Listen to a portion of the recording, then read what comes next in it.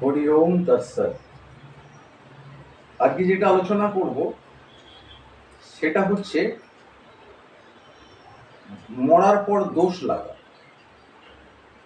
অনেকে বলে না, এক পো দোষ লেগেছে, দুপো দোষ লেগেছে। ঠিক মারা যাওয়ার পর যে দোষটা কাটানো হয় শ্রাদ্ধের সময়, তো এটা টোটালি একটা এক পো নয়, এটা এক পাদ। পয়াকার দ, পাদ মানে হচ্ছে নিচের দিকে চরণ, চরণের পায়ের যে পাতা সেটাকে পাদ। যেমন ঈশ্বরের ক্ষেত্রে আমরা বলি পাদপদ্মে, মানে তার চরণ কমলে। পাহাড়ে যেমন পাদদেশ নিচেরটা, তো এই চরণের যে সাইজটা সেই অনুযায়ী এক পা, দু পা, তিন পা। এক পা হলে এক পা, দু পা, তিন পা।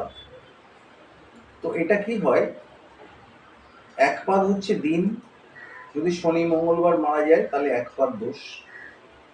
আর দু পাদ হচ্ছে তিথি বা লগ্ন, তিথি বা নক্ষত্র, এটা এক পাদ। কোন নক্ষত্রে মারা গেছে, সব নক্ষত্র শুভ নয়, বা কোন তিথিতে মারা গেছে, দেখা গেল চতুর্থী তিথি বা অমাবস্যা তিথি, এগুলোর ব্যাপার আছে। আর থার্ড হচ্ছে লগ্ন, সময়, কোন সময়টা, যদি সময়টা খারাপ থাকে তাহলে ওটা একটা পাদ। মানে এই তিনটেই যদি খারাপ থাকে তাহলে তিন পাদ। শুধু দিনটা খারাপ থাকলে এক পাদ। দিন, তিথি, নক্ষত্র যদি খারাপ থাকে তাহলে দু পাদ। আর দিন, তিথি, নক্ষত্র এবং লগ্ন যদি খারাপ থাকে তাহলে তিন পাদ। তবে এটা কাটানো যায় না, কারণ এই যে মারা গেছেন উনি, এই যে অশুভ সময়, এইটাকে কাটাতে গেলে ওই মরাটাকে আবার বাঁচাতে হবে। বাঁচিয়ে বলতে হবে যে আপনি পাঁজিটা দেখে ঠিক সময় আবার মারা যান, নালে আপনার দোষ লাগছে।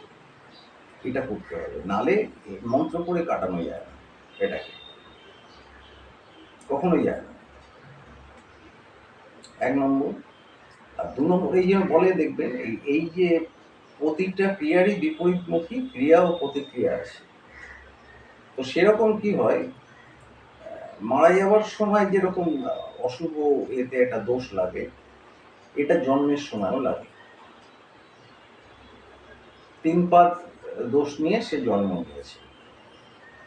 ফলে কি হবে, সে সারা জীবন টক্সিক থাকবে। সমাজের পক্ষেও খারাপ, পরিবারের পক্ষেও খারাপ, সব জায়গায় একটা খারাপ, একটা তার অ্যাটিটিউডটাই খারাপ হবে। তো এটা স্বাভাবিক ব্যাপার। মানে একটা দেখবেন মাছি, সে সন্দেশেও বসে আবার পটিতেও বসে, কিন্তু মৌমাছি সে কিন্তু পটিতে বসে না।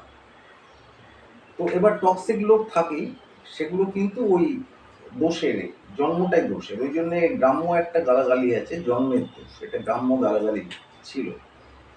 তো এখন আমরা যে প্রবাদটা আনি যে এই মানে স্বভাব যায় না মলে, একটা প্রবাদ আছে, স্বভাব যায় না মলে।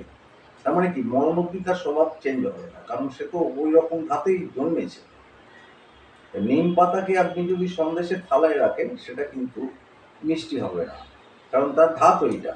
ওই জন্য বলে জৈসা ধাত ওইসা বাত, মানে যেমন আপনার ধাত আপনার কথাবার্তা সেরকম হবে। তো ফলে এগুলো জন্মের দোষ লাগে, এবং এটা টক্সিক মানুষ হয় সমাজে। তো এই হলো ব্যাপার। ওই জন্য আরেকটা চলতি কথা আছে আমাদের, যে মন্দিরে একটা পাথর যখন মন্দিরে যায় তখন দেবতা হয়ে যায়। আর একটা মানুষ অনেকবার মন্দিরে যায় কিন্তু তার দেবত্ব আসে না, তার সেয়ানাগিরি সারা জীবন চলে, মৃত্যুর সময়ও সে সেয়ানাগিরি করবে। সমাজে যেমন দু তিন রকম মানুষ আছে, যেমন বুদ্ধিজীবী আছে, সেয়ানাজীবী আছে, এরকম হয়। তো এরা টক্সিক মানুষ হয়, জন্মেও লাগে দোষটা। ভালো থাকবেন। এই ত্রিপাদ দোষটা আমি আপনাদের কাছে এক্সপ্লেন করলাম, অনেকে জিজ্ঞেস করেছেন আমাকে। ভালো থাকবেন। হরি ওম তৎসৎ, হরি ওম তৎসৎ, হরি ওম তৎসৎ।